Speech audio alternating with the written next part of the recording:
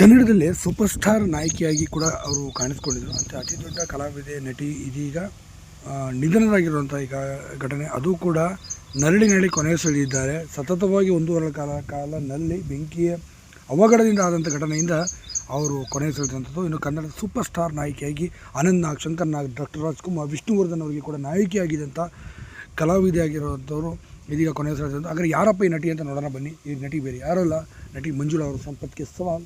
ಮಂಜುಳಾ ಅವರು ಇದೀಗ ಕೊನೆಯುಸಿಳಿದಂಥ ಕಲಾವಿದೆ ಅಂತ ಹೇಳ್ಬೋದು. ಸದ್ಯ ಸಂಜೆ 7:30 ಸುಮಾರಿನಲ್ಲಿ ನಡೆದಂಥ ಅವಘಡದಿಂದ, ಅಂದರೆ ಅವರು ಅಡುಗೆ ಮಾಡಿದ ಸಂದರ್ಭದಲ್ಲಿ ಸಿಲಿಂಡರ್ ಬಸ್ಟ್ ಆದಂಥ ಪರಿಣಾಮವಾಗಿ ಅವರು ಮುಕ್ಕಾಲು ಭಾಗ ಸುಮಾರು 80% ಅವರು ಸುಟ್ಟು ಹೋಗ್ತಾರೆ. ತದನಂತರ ಆಸ್ಪತ್ರೆಗೆ ಅಡ್ಮಿಟ್ ಕೂಡ ಆಗುತ್ತೆ. ಅದು 1 ವಾರಗಳ ತುಂಬಾ ನರಳಿ ಕೊನೆಯುಸಿಳ್ತಾರೆ. ಇದೇ ಸಹ ಶ್ರೀನಾಥ್ ಅವರು, ಸಾಕಷ್ಟು ಜನ ನಟಿಯರು, ವಜ್ರಮುನಿಯವರು ಕೂಡ ಭೇಟಿಯನ್ನು ಕೂಡ ಕೊಡ್ತಾರೆ.